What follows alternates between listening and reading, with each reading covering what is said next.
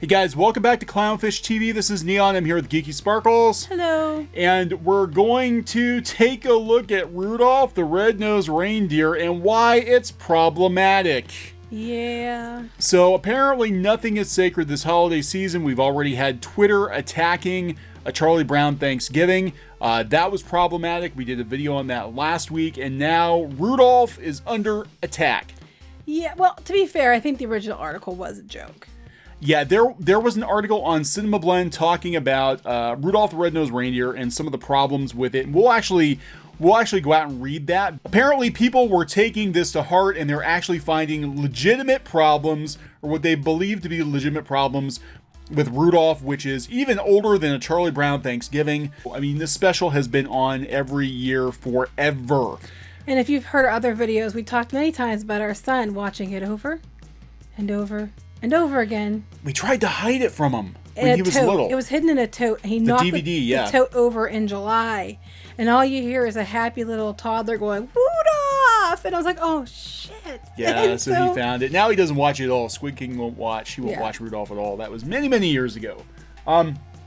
Okay, so here's the original article. Which I am pretty sure is a joke. I think it was done as a joke, but some people can't take a joke. No, they can't. This is coming from Cinema Blend, 7 Disturbing Truths We Must Accept About Rudolph the Red-Nosed Reindeer. Okay, so here are some of their, again, we believe this is a joke, but then we'll talk about how people have taken this to heart, as they tend to do. Because if you give people room to complain, they'll absolutely take advantage of it.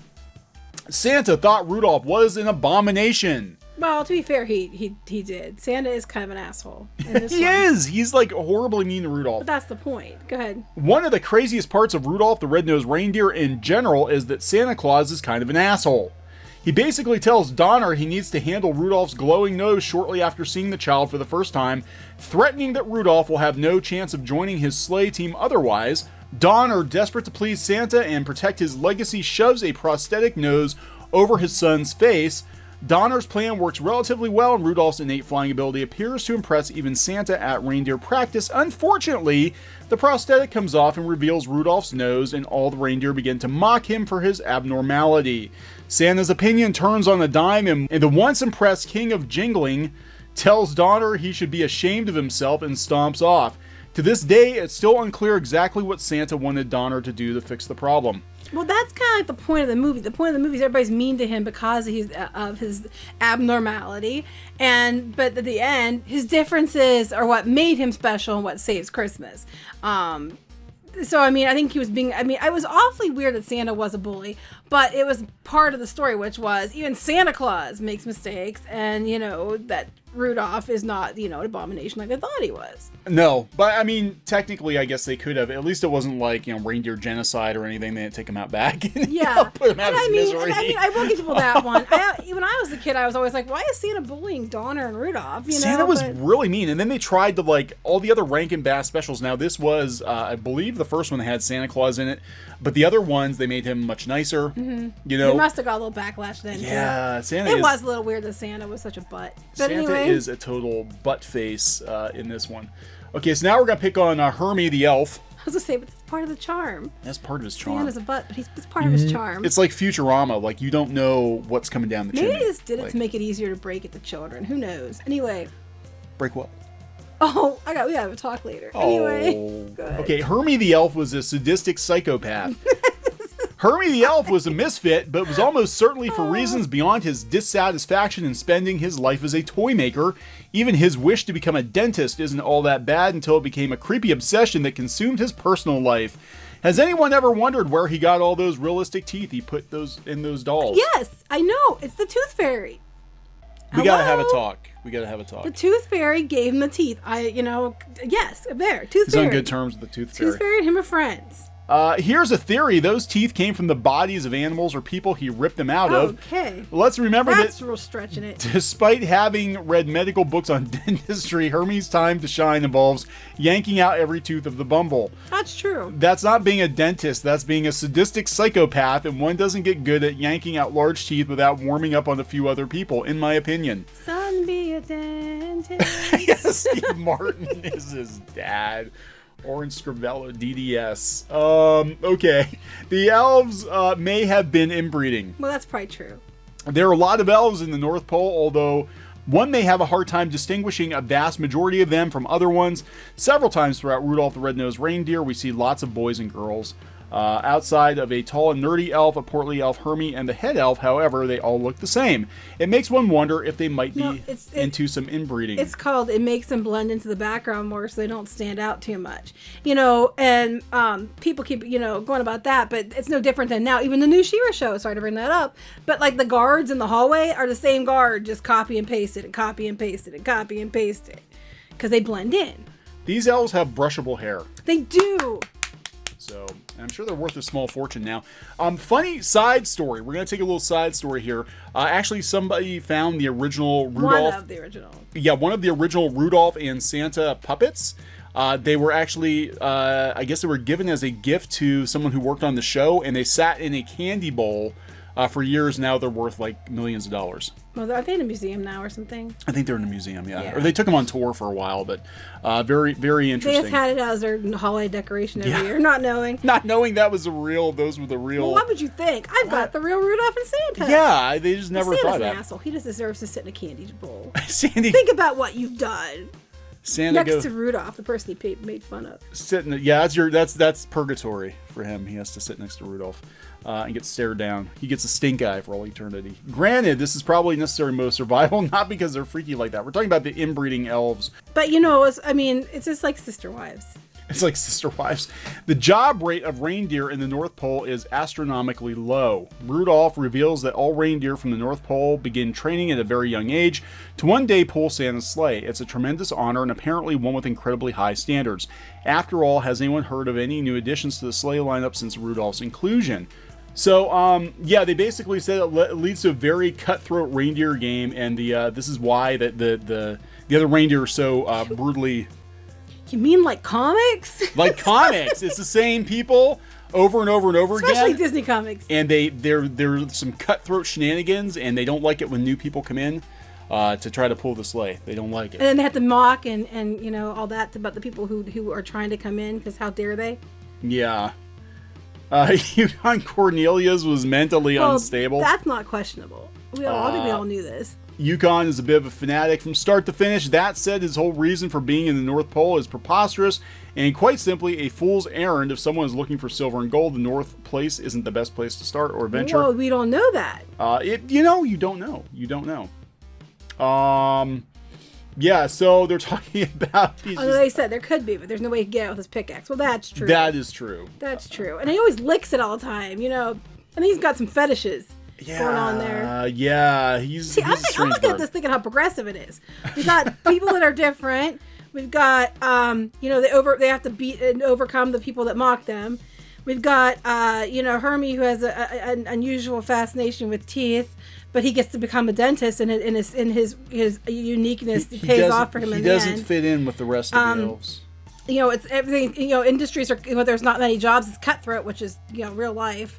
And I can't tell you how cutthroat comics are. It's ridiculous. Then you have, everybody knew that Cornelius was kind of a nut because he was always licking things. So I think it's been very inclusive so far. Anyway, go on. Yeah, I mean, if you walked up to a random person on the street, licked them on the cheek, and said, peppermint, you probably would be arrested. Arrested, right. You probably would be arrested. He wasn't licking people. He was licking his... If you went up to a building in the streets, they hit the building a couple times with your pickaxe and licked the pickaxe and said peppermint, you'd probably be arrested. Probably. For destruction of property. Rudolph's family missed the bulk of his childhood. Rudolph goes on the run with Hermie and embarks on a journey that seems to go on for quite some time. He's gone long enough that he looks much older when he returns, and he'd be unrecognizable if it wasn't for his red nose.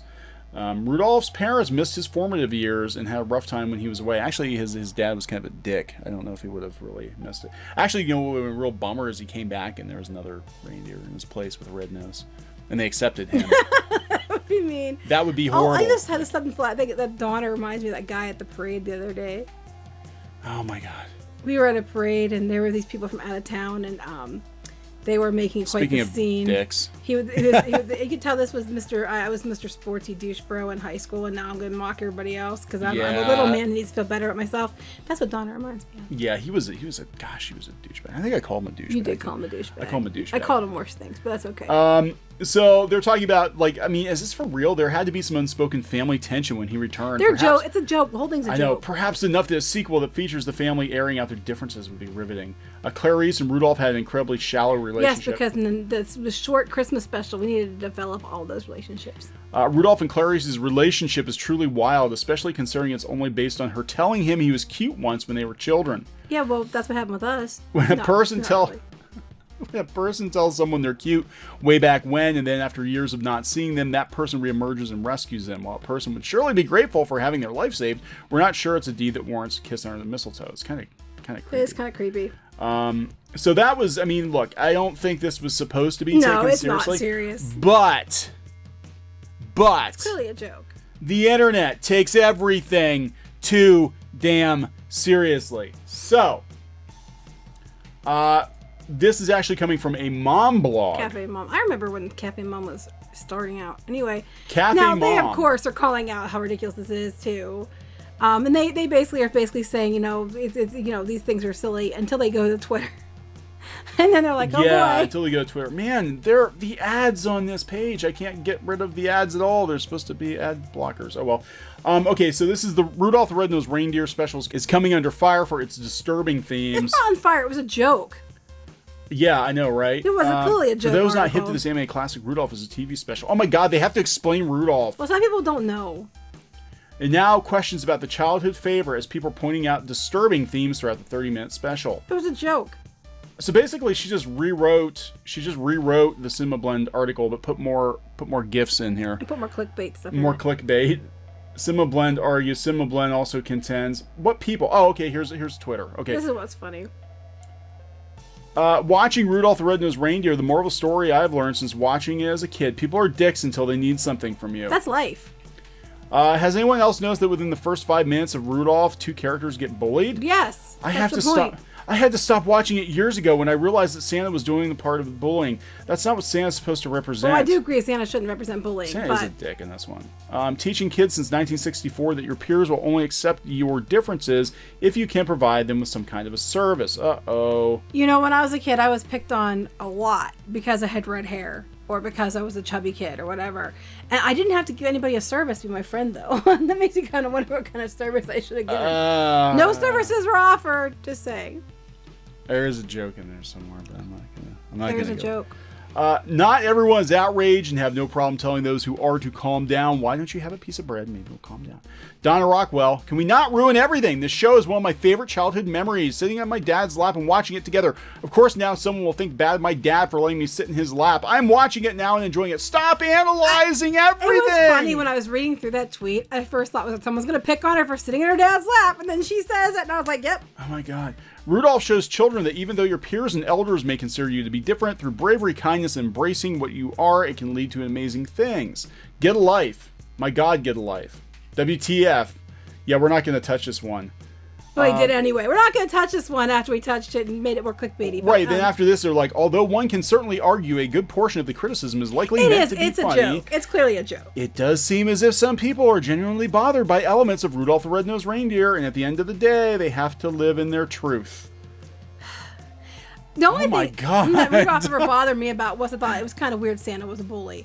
But my takeaway from it was, okay, Santa learned a lesson just like everybody else, but you can't judge somebody based on how they look, or there's something that is not the same as you doesn't make them bad. And that was my takeaway: was everybody, including Santa, learned a lesson. And I think Rudolph should have told him to screw off. But that was my lesson as a child. I learned was it doesn't matter what's wrong with you. If people don't accept you, just to keep going on with who you are, and then Yeah. That was my takeaway. Keep doing Santa you. was a jerk in that one. I will give him that. And live in your truth. So yeah, I don't know what specials are left to. We got to find problems with Frosty. We have Frosty yet. We got Frosty yet. We got the Grinch, the original Grinch. Well, they remade it.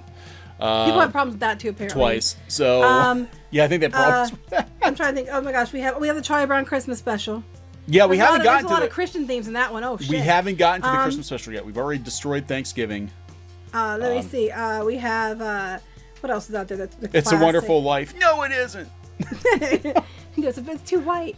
We have the classic movies too that aren't the cartoons. So that would consider that classic. That's not a cartoon. I'm thinking of cartoony type shows. Christmas Story, I'm sure, is going to come under fire. Well, that would be a live action. Because you're letting a kid hold a firearm, and he almost shot his eye out. See, there was a moral lesson there. He almost shot his eye out. He should have listened to his parents. He should have listened to his parents. So anyway, the point is, they're going to find something mad about everything. And I mean, I think no matter what, if you're looking for a problem with things, you're going to find it. Also, you have to remember, things are a product of their time. And this was made, how many years ago? And it was completely different back then. A lot. I can't math right now. But a lot of years. Yeah, I can't math either. A lot of years. So it was a long time ago. A lot of years ago. And things are products of their time as well. And there's an even older version of Rudolph before that. Yeah, the Fleischer cartoon. Oh, yeah, we get into the Fleischer cartoons. You want to talk about problematic. You start getting into those cartoons from the 1930s and 40s, there's a lot of problems. So this is actually an improvement on that. This was actually an improvement. We have the Island of Misfit Toys and all that kind of stuff too that can't play there. I thought it was all supposed to be that inclusion and I think it is very finding inclusive. Yourself in this. The whole thing is they're very inclusive and finding people who accept you for who you are. That's the point. That is the entire point. Right in this little show. Yet people still hate it. Oh well, that's their problem. That's their problem. But if you can't say anything nice.